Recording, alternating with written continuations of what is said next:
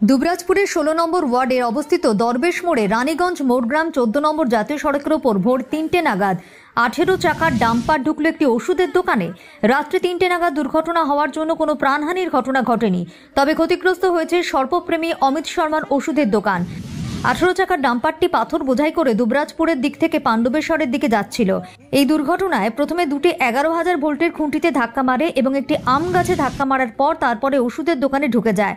দরবেশ এলাকায় এই মুহূর্তে রয়েছে বিদ্যুৎ বিচ্ছিন্ন। জোর গতিতে গাড়ি চলাচলের জন্য নিয়ন্ত্রণ হারিয়ে এই দুর্ঘটনা ঘটেছে বলে জানা যায়। এমনিতেই দুবরাজপুর শহরের ভেতর দিকে ডাম্পারগুলো যায় দ্রুত গতিতে। আতঙ্কে থাকেন শহরবাসী। ঘটনাস্থলে আসে দুবরাজপুর থানার পুলিশ। সর্পপ্রেমী তথা ওষুধ দোকানের মালিক অমিত শর্মা জানান, ক্ষতিপূরণ না দিলে এখান থেকে গাড়ি নিয়ে যাওয়া যাবে না। থানাতে গেলে হেনস্থা হতে হয়, আর এরপরেই ঘুরে চলে যায় পুলিশ।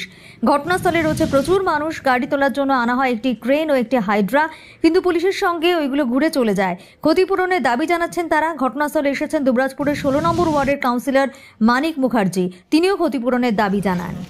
আজ ভোর 3টে নাগাদ একটা 18 চাকার ডাম্পার আমার ওষুধ দোকানে এসে ধাক্কা মারে সোজোরে, যার জন্য দোকানটা পুরো ক্ষতিগ্রস্ত হয়ে যায়। তো বলবো যে গাড়িটা অনেক স্পিড ছিল, কারণ দোকানে 11,000 ভোল্টের পোল, তার সঙ্গে একটা আম গাছকে ভেঙে আমার দোকানে ধাক্কা মারে। তো ধাক্কা মারার পর সেখানে পুরো ড্যামেজ হয়ে যায়। তার সঙ্গে আমার জিমেরও ক্ষতি হয়।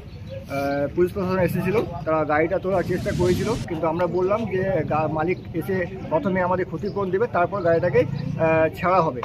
তো তা সত্ত্বেও ওরা গাড়িটা নিয়ে যাওয়ার চেষ্টা করছিল, বললো যে হ্যাঁ থানাতে নিয়ে যাবো। কিন্তু আমি একটা কথাই বললাম যে থানাতে নিয়ে গেলে কিন্তু আমাদেরকে হ্যারাসমেন্ট হতে হয়, কারণ আমি নিজে হ্যারাসমেন্ট হয়েছি। 2-3 বার এখানে অনেক অ্যাক্সিডেন্ট হয়েছে। আমি 2-3 বার গেছি লোকের সাপোর্ট হয়ে কথা বলতে, সেখানে আমি অনেকবার হ্যারাসমেন্ট হয়েছি।